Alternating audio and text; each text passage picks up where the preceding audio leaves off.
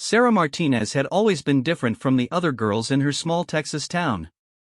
While they played with dolls, she was in her grandfather's workshop, learning to strip and clean his old hunting rifles.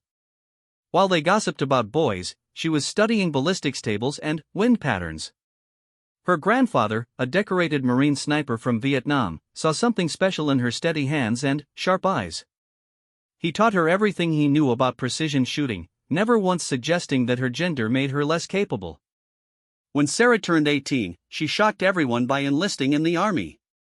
Her mother cried for weeks, begging her to reconsider. Her father, a conservative man who believed women belonged in traditional roles, refused to speak to her for months. But Sarah had made up her mind. She wanted to serve her country, and she wanted to do it in the most challenging way possible. She wanted to be a sniper. Basic training was brutal, but Sarah thrived. She outshot most of the men in her unit and earned the respect of her drill sergeants. Her scores on the rifle range were consistently perfect, and her instructors began to take notice. When it came time for advanced training assignments, Sarah applied for sniper school without hesitation. The selection process was rigorous, designed to weed out all but the most exceptional candidates. Out of 300 applicants, only 30 were selected for the program. Sarah was one of only 2 women. The other woman, Jennifer Walsh from Oregon, became Sarah's closest friend and confidant. They supported each other through the grueling months of training, facing skepticism and outright hostility from some of their male counterparts. But their skills spoke louder than any prejudice, and gradually, they earned their place among the elite. The sniper course was the most challenging thing Sarah had ever experienced. Days began at 4 in the morning with physical training that pushed her body to its limits. She learned advanced camouflage techniques, spending hours perfecting the art of becoming invisible in any terrain. She studied meteorology, learning to read wind patterns and atmospheric conditions with scientific precision. Mathematics became her constant companion as she calculated range, windage, and elevation adjustments with split-second accuracy. But it was on the rifle range where Sarah truly excelled. Her natural talent, combined with her grandfather's early training, made her a formidable marksman. She could place shot after shot into targets at distances that amazed even her instructors. Her longest successful shot during training was 2,800 meters, a distance that impressed everyone who witnessed it. The instructors began to whisper among themselves about the young woman from Texas who might just be the best natural shooter they had ever seen. Graduation day arrived with mixed emotions. Sarah had finished second in her class, just behind a seasoned sergeant who had been shooting competitively for over a decade. Jennifer had also graduated, finishing in the top 10. They were officially designated as military snipers, qualified to serve in combat operations anywhere in the world. Sarah's parents attended the ceremony, her father finally, proud of his daughter's achievements. Her grandfather sat in the front row, tears streaming down his weathered face as he watched his protégé receive her qualification badge. Sarah's first assignment was to the 75th Ranger Regiment, one of the Army's most elite units. She was thrilled but nervous. The Rangers had a reputation for being the best of the best, and she knew that earning their respect would be even more challenging than sniper school. The unit was stationed at Fort Benning, Georgia, where she would undergo additional specialized training before deploying overseas. Her commanding officer, Colonel James Harrison, was a career soldier who had served multiple tours in Afghanistan and Iraq. He was fair but demanding, expecting nothing less than perfection from his soldiers. When Sarah reported to his office for her initial briefing, he looked her up and down with calculating eyes before speaking. "Martinez, I've read your file. Your scores are impressive. But scores on a range don't always translate to performance in combat. You'll be working with men who have been fighting wars since before you were born. They need to trust that you can do your job, and, more importantly, that you can keep them alive. Can you handle that responsibility?" Sarah met his gaze without flinching. "Yes, sir. I understand the weight of that responsibility, and I'm ready for it." Colonel Harrison nodded slowly. "We'll see. You'll be assigned to Alpha Company, 3rd Battalion. Your team leader is Staff Sergeant Michael Torres, a good man with 8 years of Ranger experience. Listen to him, learn from him, and maybe you'll make it through your first deployment in one piece. Alpha Company was a tight-knit group of 30 men who had served together through multiple deployments. They had seen combat in some of the most dangerous regions in the world, and they had developed an unbreakable bond forged in the crucible of war. When Sarah arrived at their barracks, the reaction was mixed. Some of the soldiers were curious, others skeptical, and a few were openly hostile. Staff Sergeant Torres was a compact man in his early 30s with kind eyes and a calm demeanor. He had heard about the new sniper being assigned to his team and was determined to give her a fair chance. He gathered his men for an introduction, emphasizing the importance of unit cohesion and professional respect. Most of the soldiers nodded their agreement, but Sarah could see doubt in some of their faces. The most vocal skeptic was Sergeant First Class Rick Barnes, a tall, muscular man from Alabama who had strong opinions about women in combat roles. He made no effort to hide his displeasure at having Sarah assigned to the team. During their first team meeting, he questioned her qualifications openly. "With all due respect, Sergeant Martinez, how do we know you can handle yourself when the bullets start flying? Combat is different from training. Men die out there, and we need to know that everyone on this team can pull their weight." Sarah understood his concern, even if she didn't appreciate his tone. "Sergeant Barnes, I know I have to prove myself, and I intend to do exactly that. I didn't ask for any special treatment to get here, and I won't ask for any going forward. Judge me by my actions, not by my gender." Her response earned nods of approval from several team members, but Barnes remained unconvinced. Over the following weeks, he would find subtle ways to undermine her confidence and question her abilities. He made comments about her physical strength during training exercises and suggested that she might freeze up under pressure. Sarah endured his harassment silently, determined not to give him the satisfaction of seeing her react. The team's training regimen was intense and comprehensive.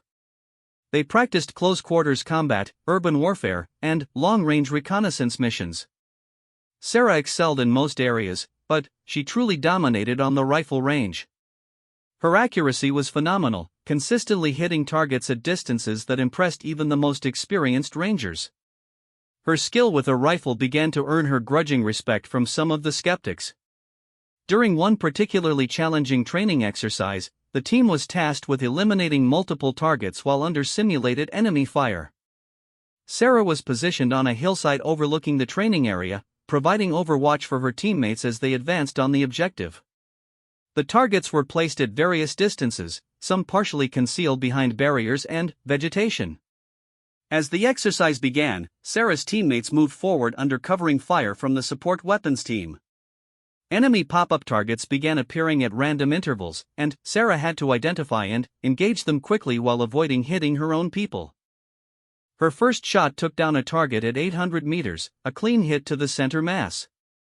Her second shot was even more impressive, threading the needle between two of her advancing teammates to hit a target that had appeared behind partial cover. Shot after shot found its mark with mechanical precision. Sarah's breathing was controlled, her movements fluid and efficient. She was in what snipers call the zone, that mental state where everything else fades away except the rifle, the target, and the mathematics of the shot. By the end of the exercise, she had engaged and eliminated 12 targets without a single miss, several of them at distances exceeding 1,000 meters. The exercise concluded with her teammates successfully reaching their objective without taking any simulated casualties. As they gathered for the after-action review, Staff Sergeant Torres couldn't hide his admiration for Sarah's performance. Even some of the more skeptical team members were beginning to acknowledge her skills. However, Sergeant Barnes remained unimpressed. During the debrief, he made a comment that stung more than Sarah wanted to admit. "Nice shooting, Martinez. Too bad war isn't fought on a nice, comfortable rifle range with perfect weather conditions." His words hung in the air like a challenge, and Sarah felt the eyes of the entire team on her. She wanted to respond angrily, to defend herself against his unfair criticism, but she knew that would only prove his point about her emotional stability. Instead, she simply nodded and said, "You're right, Sergeant. I look forward to proving myself when it really matters." That evening, alone in her bunk, Sarah called her grandfather. She told him about the challenges she was facing, the skepticism of some of her teammates, and her determination to prove herself worthy of wearing the Ranger tab. Her grandfather listened patiently, offering words of wisdom and encouragement. "Sarah, honey, I've seen a lot of soldiers in my time, both good and bad.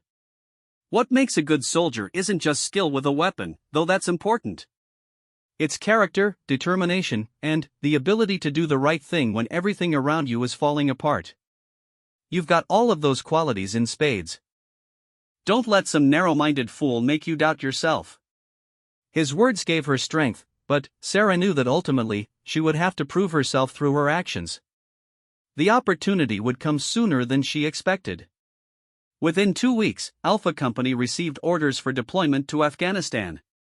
They would be participating in Operation Enduring Freedom, hunting high-value targets in some of the most dangerous terrain on Earth. The night before deployment, the entire company gathered for a final briefing. Colonel Harrison addressed the group, emphasizing the importance of their mission and the dangers they would face. He spoke about the brotherhood of Rangers, the bonds that held them together in the darkest moments. As Sarah looked around the room at her teammates, she saw a mixture of determination and apprehension in their faces. After the briefing, Staff Sergeant Torres pulled Sarah aside for a private conversation. His expression was serious but not unkind. "Martinez, I want you to know that regardless of what some people might think, I have confidence in your abilities. You've proven yourself here, and I believe you'll prove yourself in combat too. But I also want you to understand that this deployment is going to test every one of us in ways we can't imagine. Stay focused, trust your training, and watch out for your brothers." "Can you do that?" Sarah met his gaze steadily. "Yes, Sergeant. I won't let the team down." The next morning, Alpha Company boarded the transport aircraft that would take them halfway around the world. As the plane lifted off from Fort Benning, Sarah pressed her face to the small window and watched the familiar landscape disappear below. She was heading into the unknown, carrying with her the weight of expectations and the determination to prove that she belonged among America's elite warriors.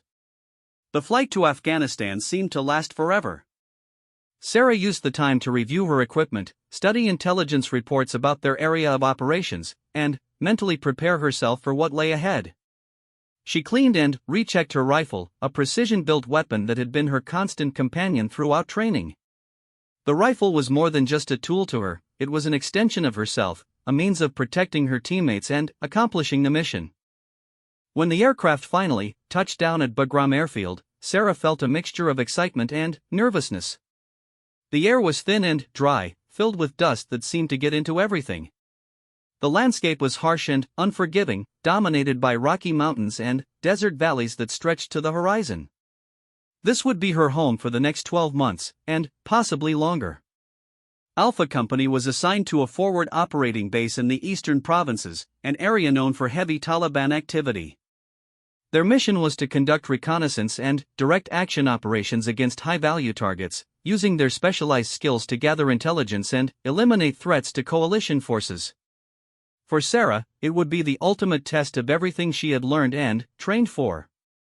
As she shouldered her pack and followed her teammates toward their new home, Sarah carried with her the hopes and doubts of everyone who had watched her journey. Her grandfather's wisdom echoed in her mind, reminding her that true strength came from within. She was ready to prove that she belonged among the Rangers, ready to face whatever challenges lay ahead. The real test was about to begin. The forward operating base was a collection of concrete barriers, prefabricated buildings, and defensive positions carved into the Afghan mountainside.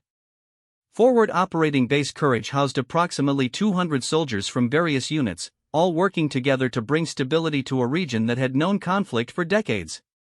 The base was surrounded by razor wire and guard towers, a small island of American military presence in a sea of uncertainty.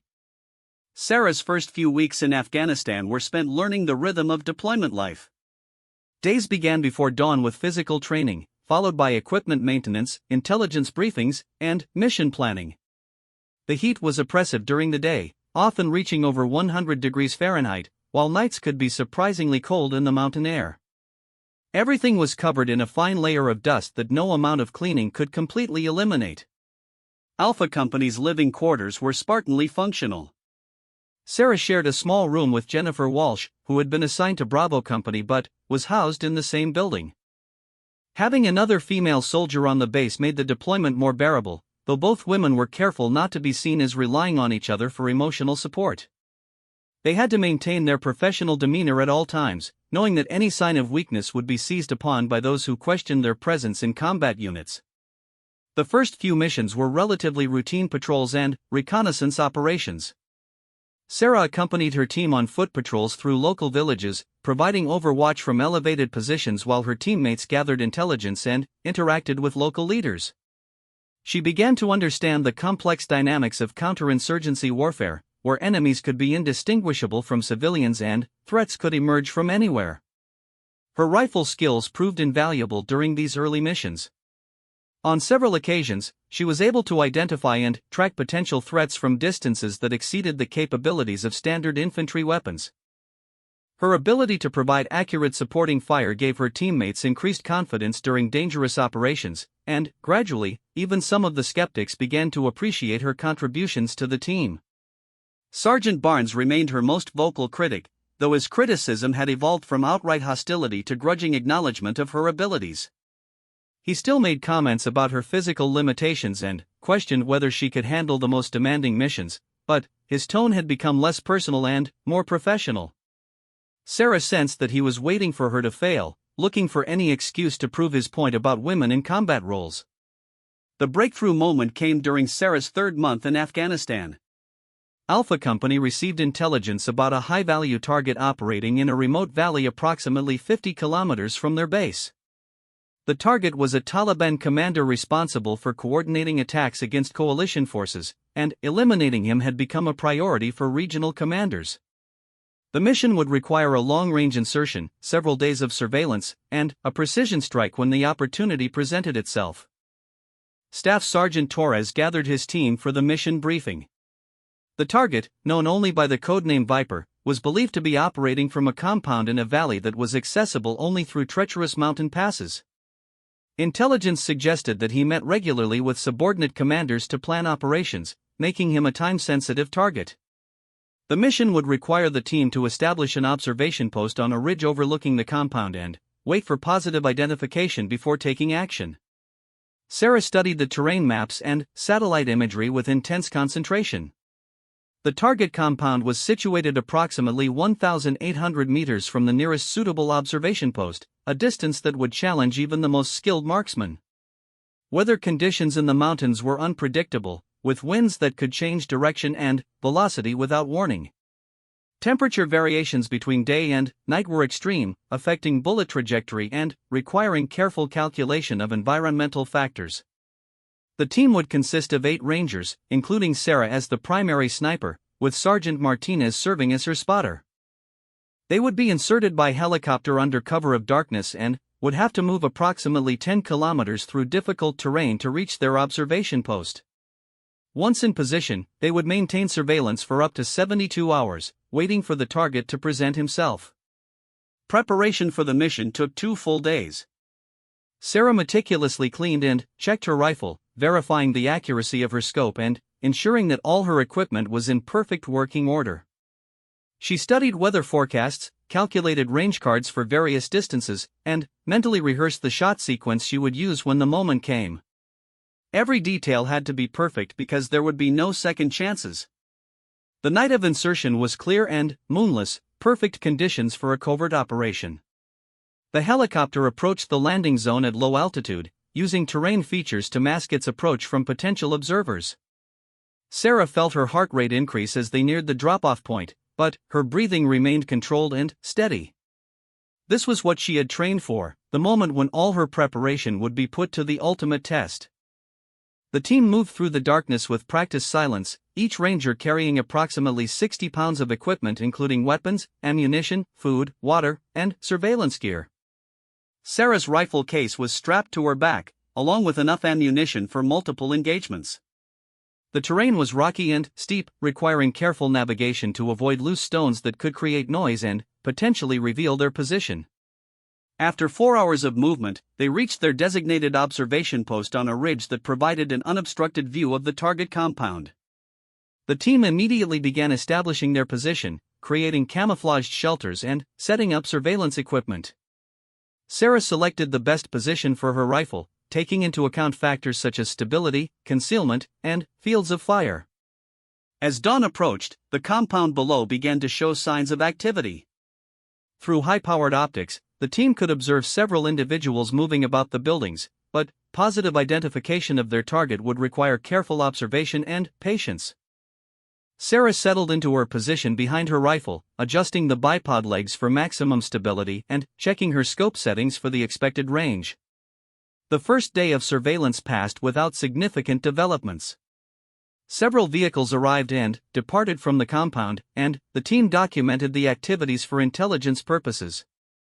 Sarah maintained her position behind the rifle for hours at a time, practicing her sight picture and breathing techniques while waiting for the target to appear. The heat was intense, and the rocky ground was uncomfortable, but she remained focused and alert. On the second day, intelligence assets confirmed that Viper was indeed in the compound and was expected to meet with other commanders that evening. The team prepared for action, checking their equipment one final time and coordinating their withdrawal plan for after the mission was completed. Sarah spent extra time adjusting her rifle settings, accounting for the changing weather conditions and calculating precise holdover values for the expected shot distance. As afternoon faded into evening, the compound became more active. Several vehicles arrived carrying what appeared to be Taliban commanders, based on their security details and the deference shown to them by other occupants of the compound. Sarah watched through her scope as groups of armed men moved between buildings, but none matched the physical description of their target. Just as darkness was beginning to fall, their target finally appeared. Viper emerged from the main building accompanied by several bodyguards, his distinctive appearance matching intelligence photographs perfectly. He was a tall, bearded man in his 40s, wearing traditional Afghan clothing and carrying himself with the confidence of someone accustomed to command. Sarah felt her pulse quicken as she acquired him in her scope, but he quickly moved into a building where a meeting was apparently taking place. The team settled in for what could be a long wait. Viper might remain inside the building for hours, or he might not emerge until the next day. Sarah maintained her position behind the rifle, making small adjustments to account for changing wind conditions and temperature variations as the night progressed. Her spotter, Sergeant Martinez, provided continuous updates on environmental conditions and helped monitor for additional targets or threats. After 3 hours of waiting, movement was detected at the compound. Viper emerged from the building and walked toward a waiting vehicle, apparently preparing to depart. Sarah immediately acquired him in her scope, centering the crosshairs on his upper torso and beginning her firing sequence. Range to target was 1,847 meters. Wind speed was variable, approximately 5 to 7 miles per hour from the northwest. Temperature had dropped 15 degrees since her last calculation. Target acquired, Sarah whispered into her radio. Range 1,847, wind northwest at 5 to 7. Wind confirmed, Sergeant Martinez responded. You have a green light. Sarah controlled her breathing, settling her crosshairs on the target's center mass. She began applying pressure to the trigger, using the precise technique she had practiced thousands of times. The rifle would fire at the natural respiratory pause, when her body was most stable and her sight picture was perfect. Everything else faded away except the target, the crosshairs, and the mathematics of the shot. The rifle discharged with a sharp crack that echoed off the surrounding mountains. Through her scope, Sarah watched as Viper stumbled and fell, struck by the precision shot. His bodyguards immediately began scanning for threats, but the distance and darkness made it impossible for them to locate the source of the shot.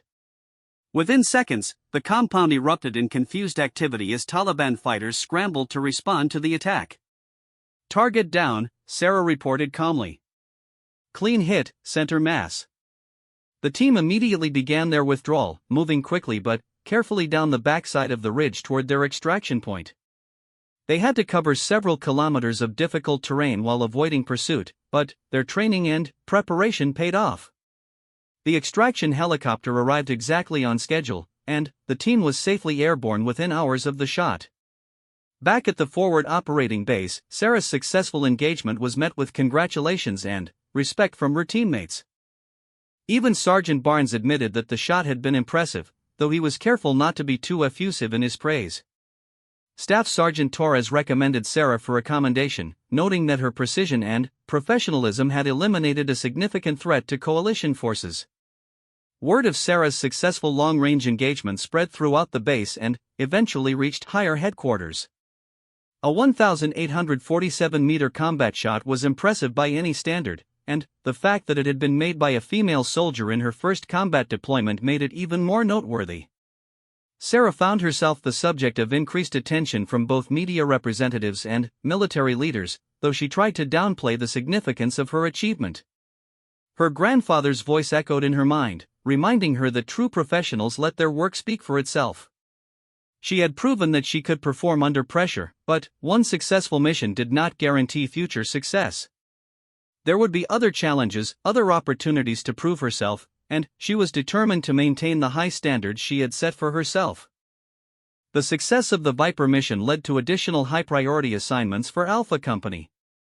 Sarah found herself being specifically requested for missions that required long-range precision shooting, and her reputation as a skilled marksman continued to grow. Her teammates began to trust her completely, knowing that she could be counted on to provide accurate supporting fire when they needed it most. However, success also brought new challenges. Some soldiers began to resent the attention she was receiving, feeling that her gender was responsible for the recognition rather than her skills. Others questioned whether she was being given easier assignments or special consideration because of her status as one of the few female soldiers in a combat role. Sarah tried to ignore the criticism, but it was sometimes difficult to maintain her composure in the face of persistent doubt. The most concerning development was the subtle but growing animosity from Sergeant Barnes and a small group of soldiers who shared his views about women in combat roles. They began to make comments about Sarah's physical limitations and suggested that she was a liability to the team despite her shooting skills. The criticism was often disguised as professional concern, making it difficult for Sarah to address directly without appearing overly sensitive.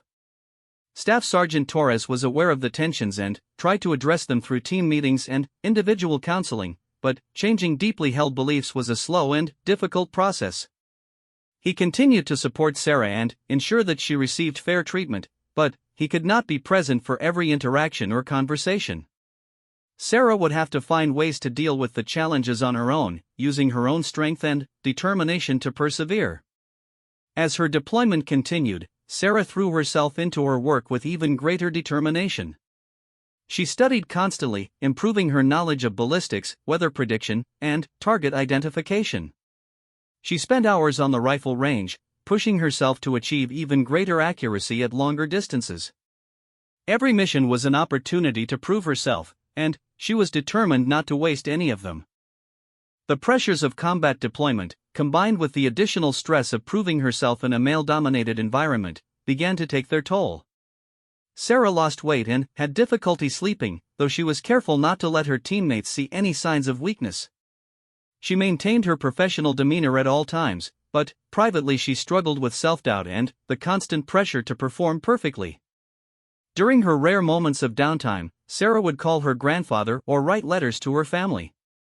These conversations provided emotional support and reminded her of why she had chosen this path. Her grandfather's words of wisdom and encouragement helped her maintain perspective and stay focused on her goals. She was not just representing herself but all the women who would follow in her footsteps. As the months passed, Sarah's reputation continued to grow. She successfully completed dozens of missions, including several that involved challenging long-range shots under difficult conditions. Her accuracy was becoming legendary among the Rangers, and even soldiers from other units began to seek her advice on shooting techniques and equipment selection. But, with success came increased scrutiny and expectations. Every shot had to be perfect, every mission had to be flawlessly executed. The margin for error was essentially zero, because any mistake would be magnified and used as evidence that women did not belong in combat roles. Sarah understood this pressure and accepted it as part of the price of breaking barriers, but it was a heavy burden to carry. The stage was being set for the ultimate challenge, a test that would push Sarah's skills and determination to their absolute limits. Unknown to her, some of her fellow Rangers were preparing to put her to a test that would nearly destroy her career and her confidence. The sabotage was coming, and it would force Sarah to dig deeper than she had ever imagined possible. The mission briefing for Operation Falcon Strike was unlike any Sarah had experienced during her deployment. The conference room at Forward Operating Base Courage was packed with officers from multiple units, intelligence analysts, and special operations personnel. Large screens displayed satellite imagery and terrain maps of a remote mountainous region near the Pakistani border, an area known for harboring high-value Taliban and Al-Qaeda targets. Colonel Harrison stood at the front of the room, his expression grave as he outlined the mission parameters. Intelligence assets had identified a compound where several senior terrorist leaders were planning to meet for a major operational conference.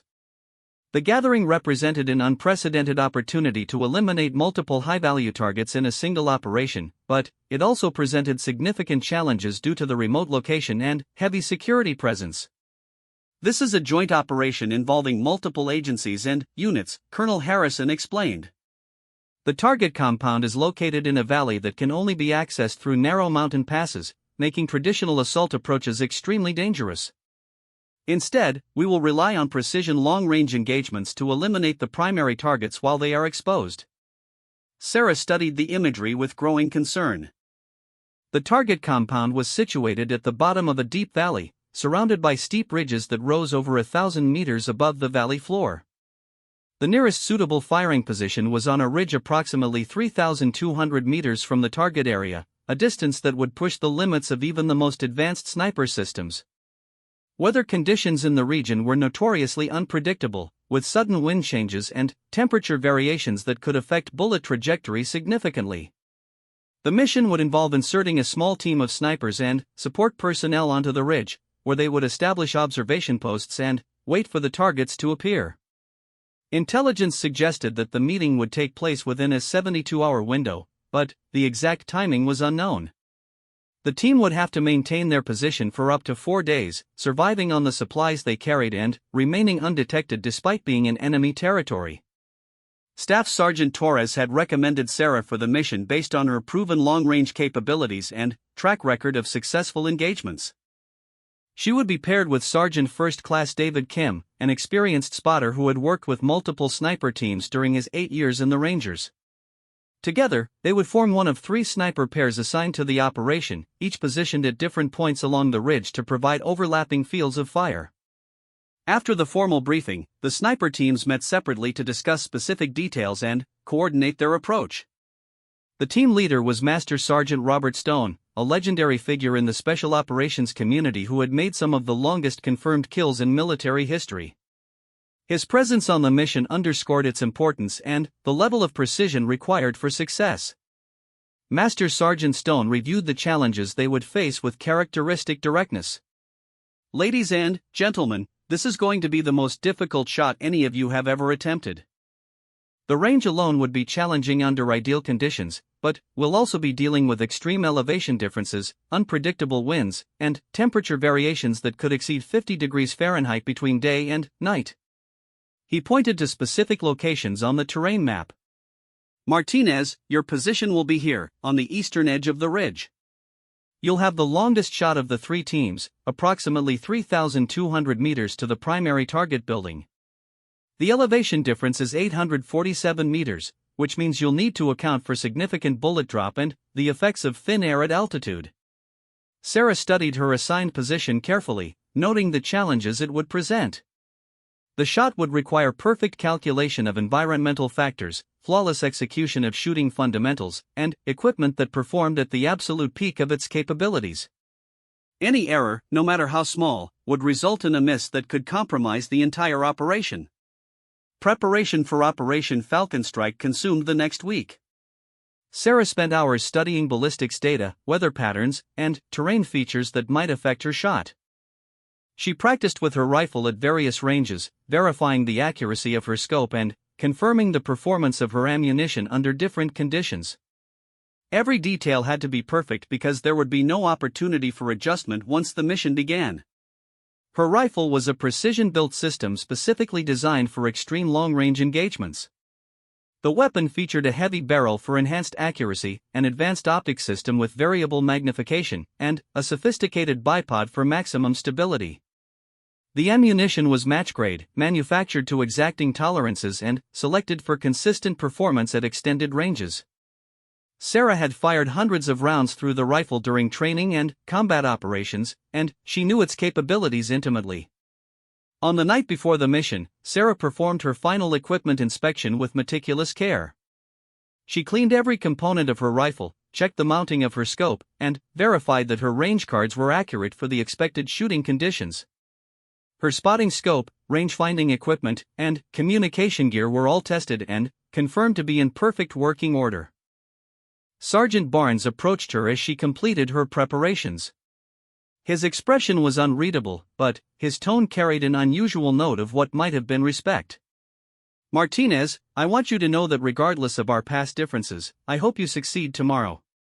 This mission is bigger than any personal opinions, and the team needs you to perform at your best." Sarah was surprised by his words but appreciated the gesture. "Thank you, Sergeant. I won't let the team down." Barnes nodded and walked away, leaving Sarah to wonder if her months of proving herself had finally changed his opinion. She hoped so, because unit cohesion would be crucial for the success of such a complex operation. The insertion helicopter departed forward operating base Courage at 0200 hours, flying low through mountain valleys to avoid detection by enemy radar systems. The flight to the insertion point took nearly 2 hours, during which the team conducted final equipment checks and reviewed the mission plan one last time. Sarah felt the familiar pre-mission nervousness, but it was controlled and focused, sharpening her awareness rather than hindering her performance. The landing zone was a small clearing approximately 15 kilometers from the target ridge. The team would have to move through difficult terrain in darkness, carrying heavy loads of equipment and supplies. Each sniper pair would separate once they reached the ridge, moving to their assigned positions and establishing independent observation posts. The movement to the ridge took over 6 hours, requiring careful navigation through rocky terrain and dense vegetation. Sarah's load included her rifle, ammunition, spotting equipment, communications gear, food, and water for 4 days. The total weight exceeded 70 pounds, but her months of physical training had prepared her for such demands. She maintained the pace without complaint, knowing that any sign of weakness would be noted by her teammates. As dawn approached, the 3 sniper pairs separated to establish their positions. Sarah and Sergeant Kim moved to their assigned location on the eastern edge of the ridge, where they would have a clear view of the target compound far below. The position offered excellent concealment among large boulders and scraggly vegetation, but it also exposed them to the harsh mountain weather. Setting up their observation post required several hours of careful work. They had to create camouflage shelters that would protect them from observation while providing clear fields of fire toward the target area.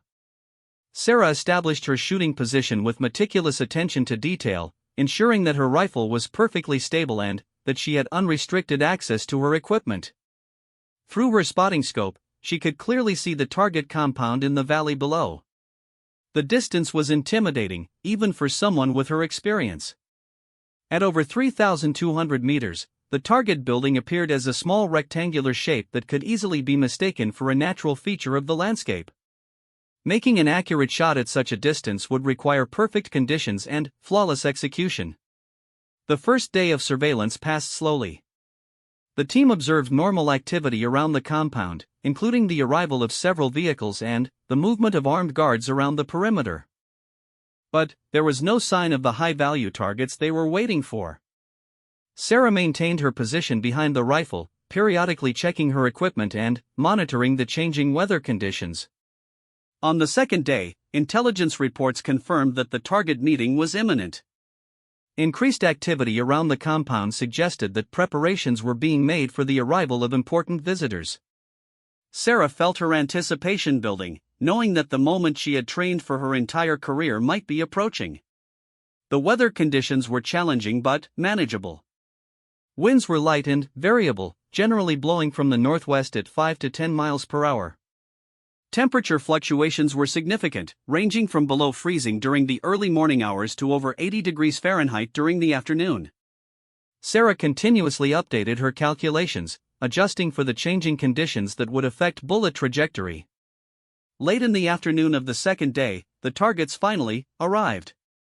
3 vehicles approached the compound from different directions, each carrying passengers who matched the descriptions of known terrorist leaders. Sarah watched through her scope as the vehicles stopped near the main building and their occupants emerged. Even at the extreme range, she could identify several individuals from intelligence photographs. Multiple targets confirmed, Sergeant Kim reported through the radio. Primary target is the tall individual in the white shirt, secondary targets are the 2 men flanking him. Sarah acquired the primary target in her scope, a senior al-Qaeda leader whose elimination would significantly disrupt terrorist operations in the region. The man was walking casually toward the building, apparently unaware that he was being observed by American snipers positioned kilometers away. Sarah began her shooting sequence, checking wind conditions and verifying her range settings. Range 3,247 meters, Kim reported. Wind northwest at 7 to 9 miles per hour. Temperature 72 degrees. Sarah made final adjustments to her scope settings and settled into her shooting position. The target was now standing near the entrance to the building, presenting a clear shot opportunity. She controlled her breathing and began applying pressure to the trigger, using the same technique that had served her successfully throughout her career. At the moment of firing, Sarah felt something wrong with her rifle. The trigger pull felt different, heavier than it should have been, and the weapon seemed to shift slightly in her hands. The shot broke cleanly, but she immediately knew that something was not right. Through her scope, she watched as her bullet struck the ground several meters to the left of the target, kicking up a small cloud of dust. The miss was shocking and incomprehensible. Sarah had made similar shots successfully on multiple occasions, and the conditions were well within her capabilities. The target immediately took cover, along with his associates, as armed guards began searching for threats.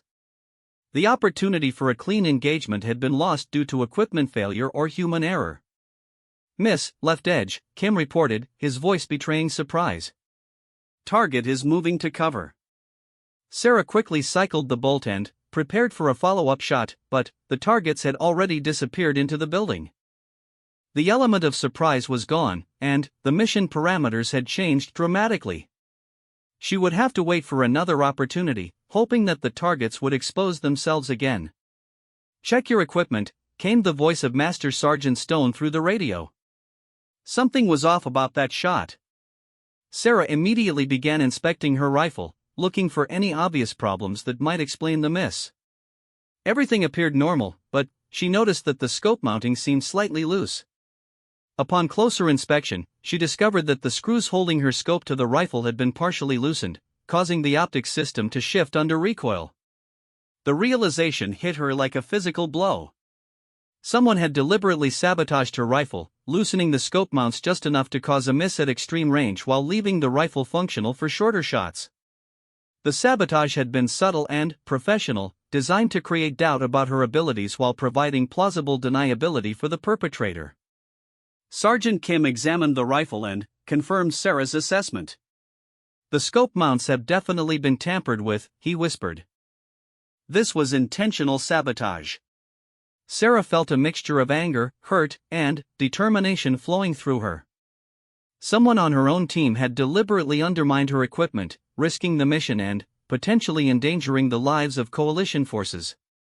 The betrayal was personal and professional, striking at the core of her identity as a soldier and a sniper. But there was no time for emotional reactions. The mission was still ongoing, and the targets might present themselves again. Sarah had to find a way to repair her rifle and complete the engagement, proving that she could overcome any obstacle placed in her path. Working quickly but carefully, Sarah and Kim attempted to retighten the scope mounts using the limited tools available in their field kit. The process was complicated by the need to maintain their concealed position and the precision required to properly align the optics system.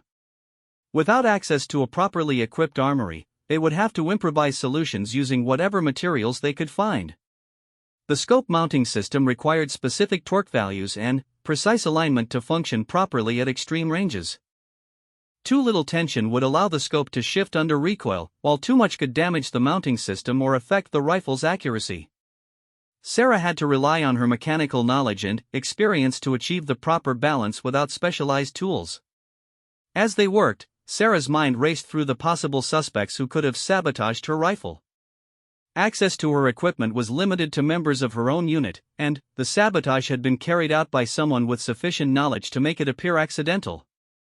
The list of possible perpetrators was short, and the implications were deeply troubling. The repair work took over an hour, during which time the targets remained hidden inside the building. Sarah used every technique she could remember from her grandfather's workshop, applying lessons learned during countless hours of maintaining hunting rifles. She had to believe that her repairs would be sufficient to complete the mission successfully. When the scope was finally remounted, Sarah conducted a series of tests to verify that the rifle was functioning properly. Using distant landmarks as reference points, she confirmed that the optics system was properly aligned and that the weapon was capable of accurate fire. The improvised repair appeared to be successful, but the true test would come when she attempted to engage targets at maximum range. As evening approached, the targets finally emerged from the building for what appeared to be a meeting in the compound courtyard. Sarah watched through her scope as several high-value individuals gathered around a table, presenting the best shooting opportunity since their arrival. This would be her chance to prove that she could overcome sabotage and complete the mission successfully. The light was fading, adding another layer of complexity to an already challenging shot. Sarah would have to account for changing light conditions that could affect her target identification and sight picture. But she had trained for such scenarios, and her determination to succeed had never been stronger. She acquired the primary target in her scope, making final calculations for the 3,200-meter shot. This time, everything had to be perfect. There would be no second chance, no opportunity for error. The reputation of every female soldier who might follow in her footsteps was riding on this single shot, and she was determined not to let them down. The evening light cast long shadows across the valley floor as Sarah prepared for what could be her final opportunity to complete the mission. The high-value targets were gathered in the compound courtyard, apparently conducting a planning meeting that intelligence had been anticipating for months. Through her scope, she could clearly identify the primary target, a senior al-Qaeda operative whose elimination would significantly impact terrorist operations throughout the region. Sarah's hands were steady despite the emotional turmoil caused by discovering the sabotage of her rifle. The betrayal by one of her own teammates had shaken her faith in the brotherhood she thought she had earned through months of successful operations. But her grandfather's voice echoed in her memory, reminding her that true strength came from within and that adversity was simply another obstacle to overcome.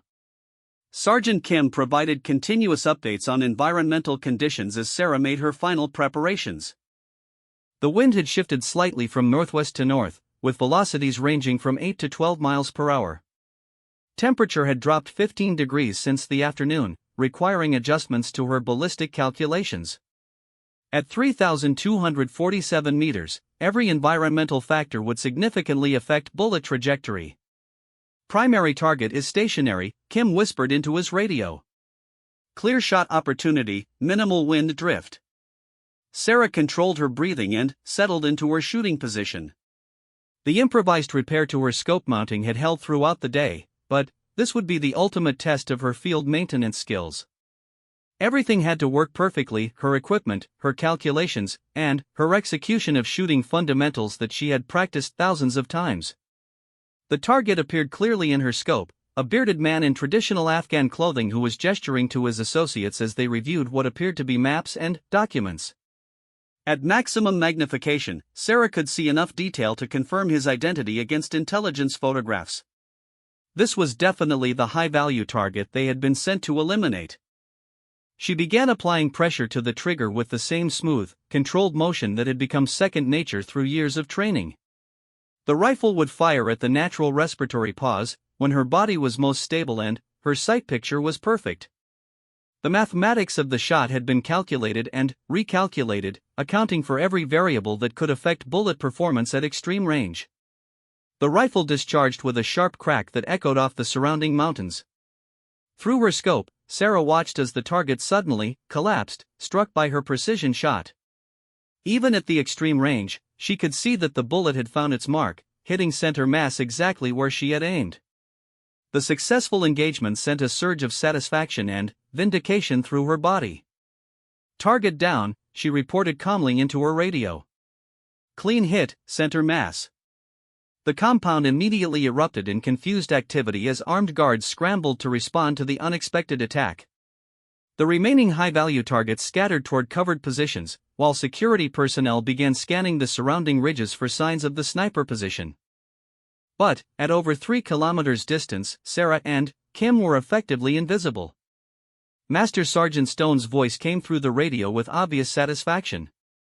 "Outstanding shot, Martinez. That's the longest confirmed kill in this theater of operations." The other sniper teams engaged additional targets as they presented themselves, but Sarah's shot had eliminated the primary objective of the mission.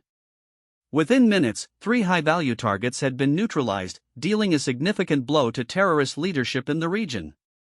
The mission was a complete success, achieved despite the sabotage that had nearly derailed Sarah's contribution. As the team prepared for extraction, Sarah reflected on the emotional significance of her successful shot. She had proven that she could overcome deliberate sabotage, equipment failure, and the pressure of performing under the most challenging conditions imaginable.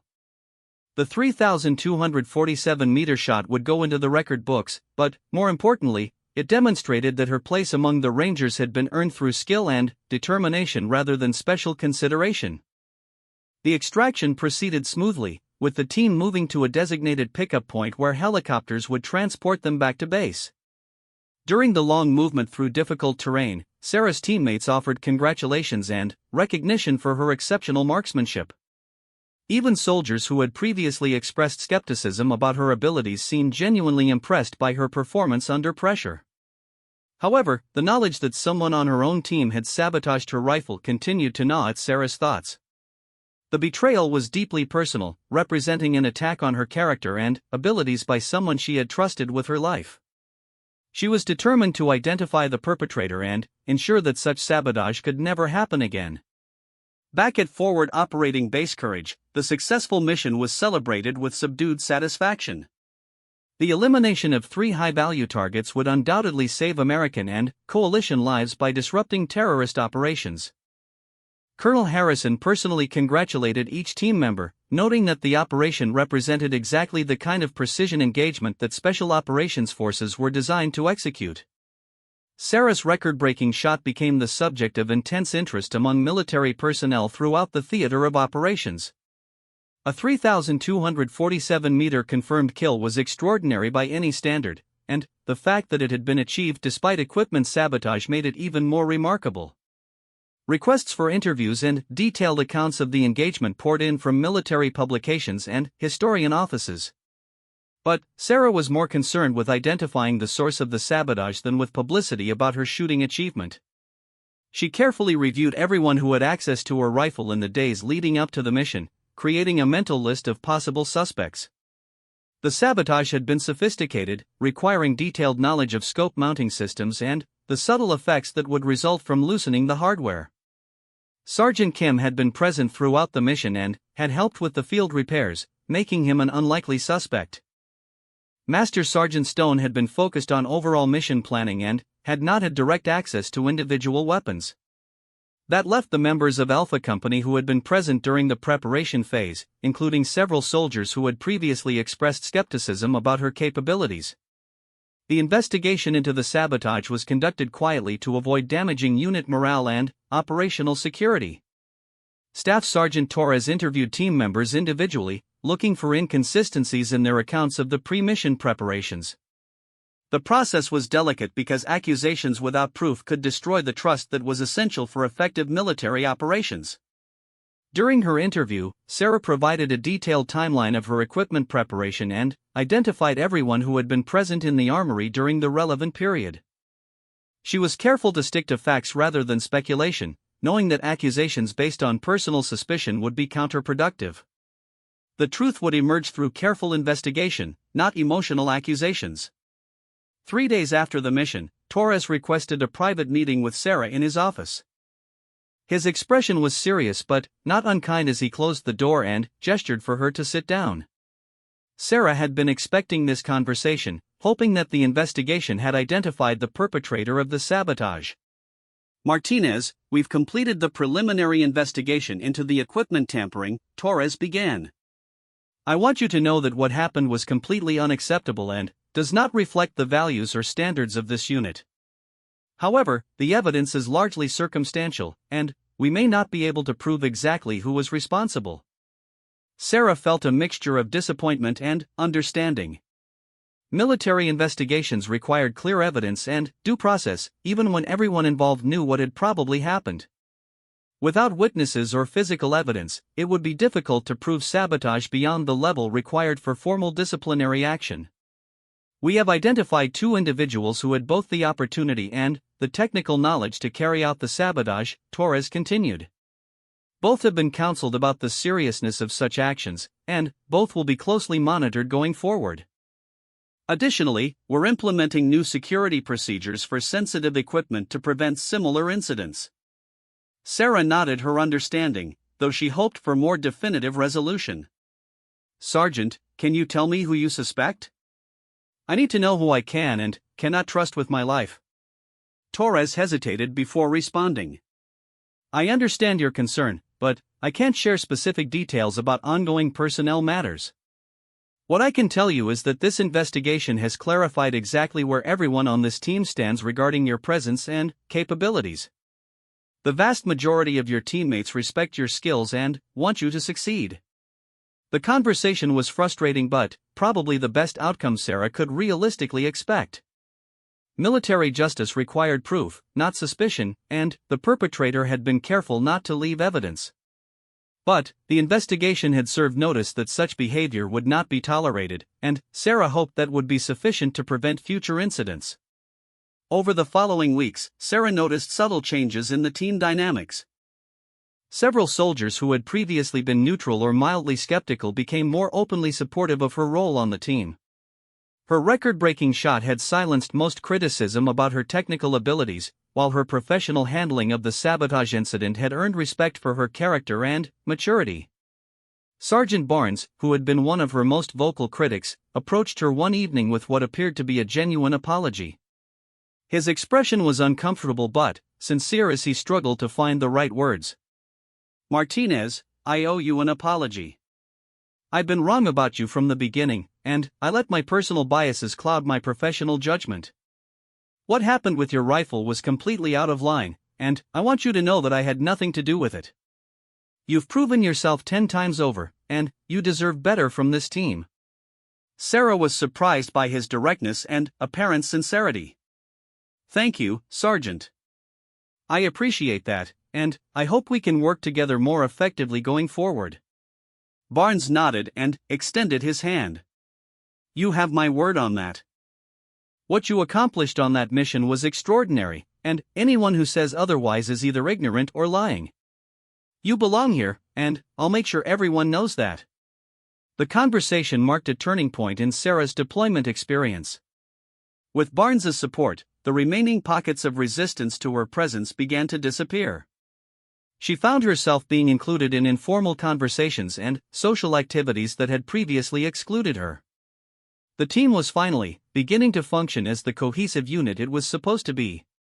Additional missions followed, each one reinforcing Sarah's reputation as an exceptional marksman and reliable team member. She continued to achieve remarkable accuracy at extended ranges, though none of her subsequent shots exceeded the 3,247-meter record set during Operation Falcon Strike. Her skills became so respected that other units began requesting her specifically for their most challenging assignments. But the sabotage incident had taught Sarah important lessons about trust, perseverance, and the price of breaking barriers in traditionally male environments. She realized that earning respect was an ongoing process that required not only exceptional performance but also the ability to overcome deliberate obstacles placed in her path. Every female soldier who followed would face similar challenges, and Sarah was determined to make their path easier through her own example. As her deployment neared its end, Sarah received news that would provide the ultimate test of her skills and determination. Intelligence had identified an extremely high-value target operating in the most remote and dangerous region of Afghanistan. The mission would require a shot at a distance that had never been attempted in combat, pushing the boundaries of what was considered possible with current technology and human skill. The target was a senior terrorist leader whose elimination was considered critical to regional stability. He was known to be extremely cautious, rarely exposing himself to potential sniper attacks. When he did appear, it would be at a location that offered maximum protection from conventional assault forces.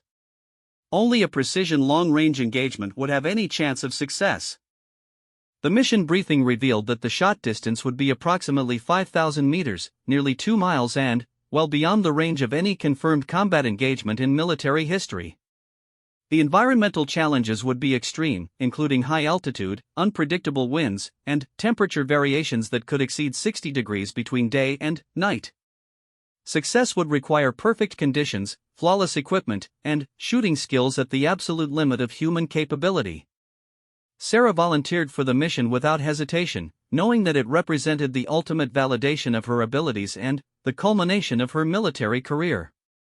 If she could make a 5,000-meter shot in combat conditions, it would forever silence any doubts about her capabilities and establish a new standard for precision marksmanship. The preparation for this mission would be even more intensive than any previous operation, requiring modifications to her rifle, specialized ammunition, and environmental prediction capabilities that pushed the boundaries of current technology. Sarah would have to achieve a level of precision that had never been demonstrated in combat, proving that she truly belonged among the elite warriors of America's Special Operations Forces. The stage was set for the ultimate test, one that would determine whether Sarah Martinez would be remembered as a competent soldier who had overcome adversity or as a legendary marksman who had redefined the limits of human capability on the battlefield. The mission that would define Sarah's legacy began with intelligence reports that seemed almost too good to believe. Abdullah al-Masri, one of the most wanted terrorist leaders in the world, had been tracked to a remote mountain compound near the Afghan-Pakistani border. The location was virtually inaccessible to conventional forces, protected by treacherous terrain and heavily armed guards who had been specifically chosen for their loyalty and combat experience. Al-Masri was known for his extreme paranoia and sophisticated security measures. He rarely stayed in one location for more than 24 hours and never exposed himself unnecessarily to potential threats. Intelligence analysts estimated that he would be at the mountain compound for exactly 1 day, conducting a critical meeting with regional commanders before disappearing back into the tribal areas where coalition forces could not follow. The compound was situated at the bottom of a deep valley, surrounded by peaks that rose over 4,000 meters above sea level. The only suitable sniper position was on a ridge approximately 5,000 meters from the target area, a distance that represented the absolute limit of current rifle technology. No military sniper had ever attempted a shot at such range under combat conditions, and the margin for error was essentially zero. Colonel Harrison personally briefed Sarah on the mission parameters, emphasizing both the importance of the target and the extraordinary challenges she would face. The shot would require perfect weather conditions, flawless equipment performance, and shooting skills that pushed beyond the boundaries of previously demonstrated capability. Failure was not just possible but probable, given the extreme nature of the attempt. "Martinez, I want to be completely clear about what we're asking you to do," the colonel said, his voice carrying the weight of command responsibility. "This shot is at the very edge of theoretical possibility. We're not just asking you to eliminate a target, we're asking you to achieve something that has never been done before in the history of warfare. Are you prepared for that level of responsibility?" Sarah met his gaze steadily. "Sir, I understand the challenges and the risks. But, if this target is as important as the intelligence suggests, then the attempt is worth making. I believe I can make this shot, and I'm ready to prove it." Colonel Harrison nodded slowly. "Very well. You'll have access to whatever resources you need, including modified equipment and specialized ammunition. This mission has the highest priority designation, and success could significantly impact the course of operations in this theater." The preparation phase for Operation Silent Thunder consumed 3 weeks of intensive effort. Sarah's rifle underwent extensive modifications by military armorers who specialized in extreme long-range systems. The barrel was replaced with a custom-manufactured component designed specifically for maximum accuracy at extended distances.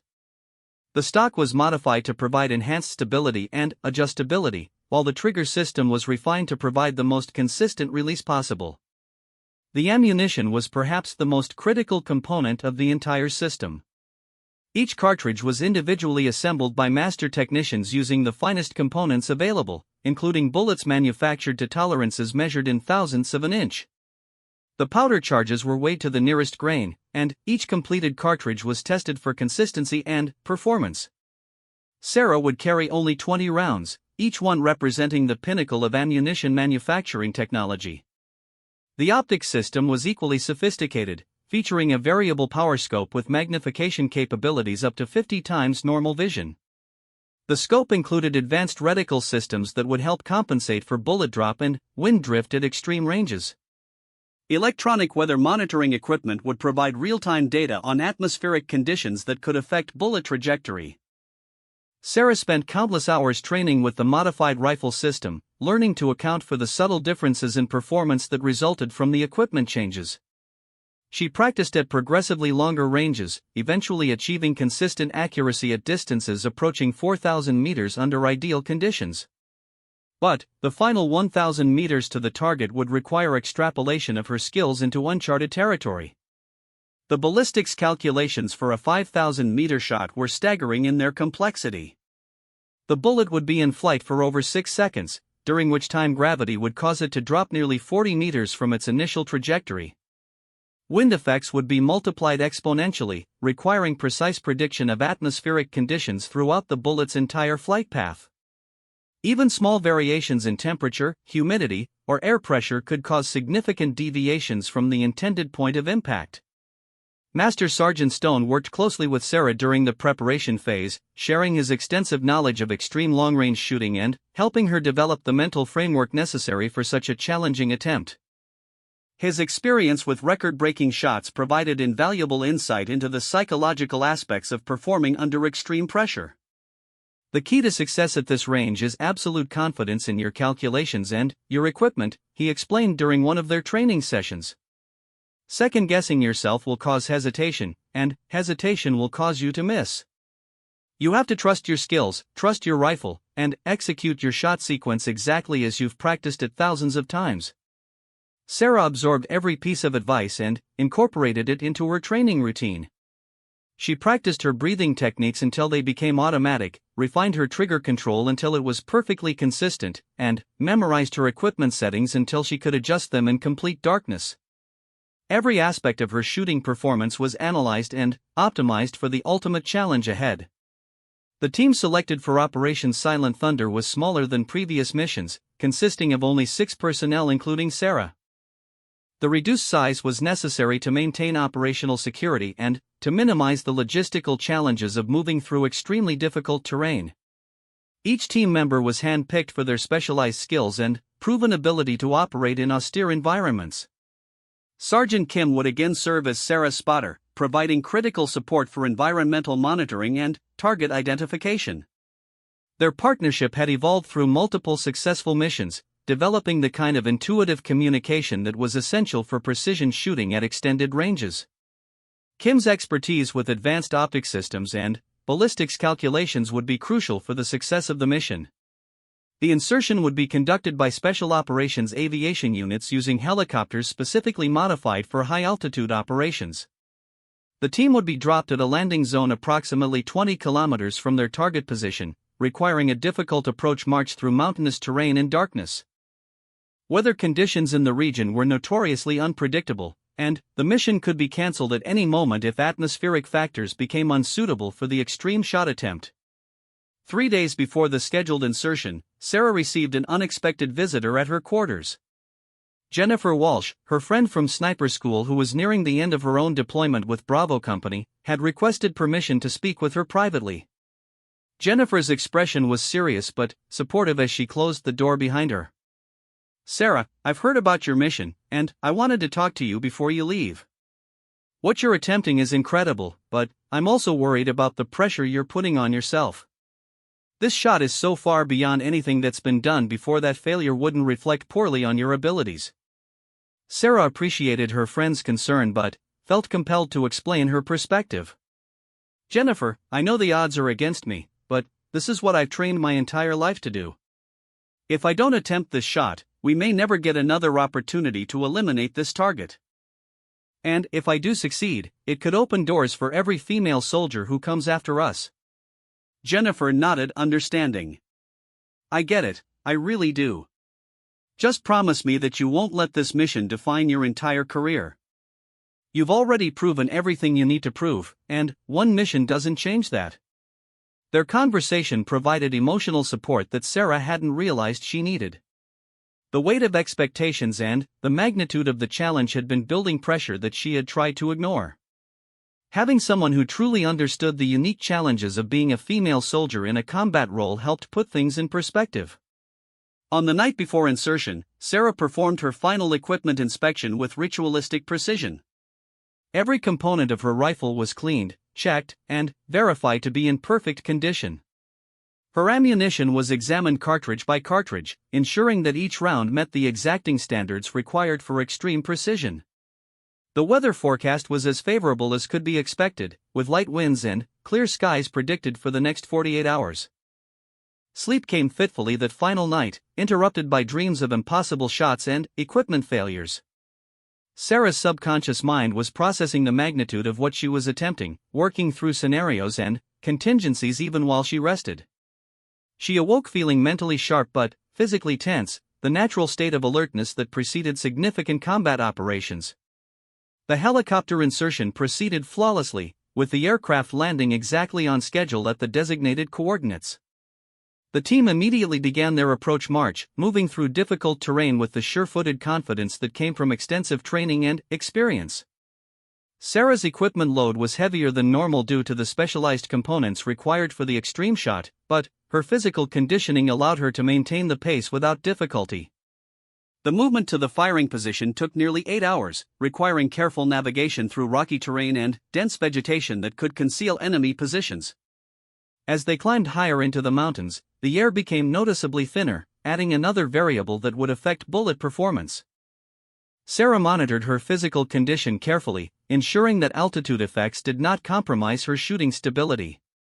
Their designated position was a rocky outcropping that provided an unobstructed view across the valley to the target compound.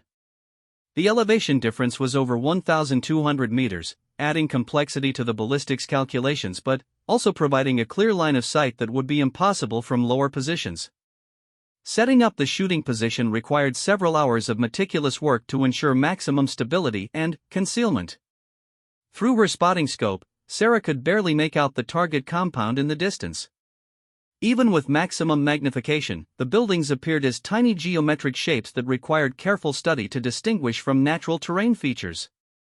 The idea of placing a precision shot at such distance seemed almost fantastical, but her training and preparation had been designed for exactly this challenge. The first day of surveillance passed without significant developments. Intelligence reports confirmed that Al-Masri was indeed at the compound, but he remained inside the buildings where he was protected from potential sniper attacks. Sarah maintained her position behind the rifle, periodically adjusting her equipment settings and monitoring the changing environmental conditions that would affect her shot when the opportunity arose. Weather conditions were generally favorable, with light winds and clear visibility that provided optimal shooting conditions. Temperature fluctuations were within acceptable parameters, though Sarah continuously updated her ballistics calculations to account for the changing atmospheric density at altitude. Every environmental factor was carefully monitored and recorded, building a comprehensive picture of the shooting conditions she would face. On the morning of the second day, heightened activity around the compound suggested that important events were taking place. Additional vehicles arrived, and the number of visible guards increased significantly. Intelligence assets confirmed that the critical meeting was beginning and that Al-Masri would likely expose himself at some point during the proceedings. At 1,347 hours, the target finally appeared. Al-Masri emerged from the main building and walked to a covered area where other meeting participants were gathered. For the first time in over 36 hours of surveillance, he presented a clear target opportunity. The range to target was 4,987 meters, close enough to the 5,000-meter mark to represent the record-breaking shot that Sarah had prepared for. Target acquired, Sergeant Kim reported through the radio. Range 4,987 meters. Wind northeast at 4 to 6 knots. Temperature 68 degrees. Barometric pressure stable. Sarah settled into her shooting position and acquired the target in her scope. At maximum magnification, Al-Masri appeared as a tiny figure in the crosshairs, barely distinguishable as a human form. The shot would require perfect execution of every fundamental skill she had learned, combined with equipment performance at the absolute limits of technological capability. She began her shooting sequence, controlling her breathing and ensuring that her body position was optimally stable. The wind conditions were as favorable as she could hope for, and the atmospheric clarity was excellent. All of the environmental factors had aligned to provide the best possible opportunity for success. "Send it," Kim whispered, confirming that all conditions were optimal. Sarah applied pressure to the trigger with the same smooth, controlled motion that had become automatic through thousands of repetitions. The rifle discharged with a sound that seemed to echo forever off the surrounding mountains. Through her scope, she watched for what felt like an eternity as the bullet traveled across the vast distance toward its target. At 4,987 meters, the bullet struck exactly where she had aimed, hitting the target with precision that defied mathematical probability. Al-Masri collapsed immediately, struck down by a shot that would rewrite the record books and establish new standards for what was possible in military marksmanship. "Target down," Sarah reported, her voice steady despite the magnitude of what she had just accomplished. "Clean hit, center mass." The compound erupted in confused activity as guards scrambled to respond to an attack that seemed to come from nowhere. At nearly 5 kilometers distance, the source of the shot was impossible to locate, and the team remained completely undetected throughout their withdrawal from the area. The successful completion of Operation Silent Thunder marked the end of Sarah's deployment and the beginning of a new chapter in military history. Her 4,987-meter shot established a record that would stand for decades, but, more importantly, it proved that determination and skill could overcome any obstacle, including deliberate sabotage and institutional prejudice. Sarah returned home to a hero's welcome, but she carried with her the knowledge that her greatest victory had been earning the respect and trust of her fellow warriors. She had proven that courage and competence knew no gender, opening doors for generations of female soldiers who would follow in her footsteps. The rifle that had been sabotaged by jealous teammates was retired to the Army's museum, where it stood as a testament to the power of perseverance and the importance of never giving up in the face of adversity. Sarah's story became legend, inspiring countless soldiers to push beyond their perceived limitations and achieve greatness through dedication and unwavering determination.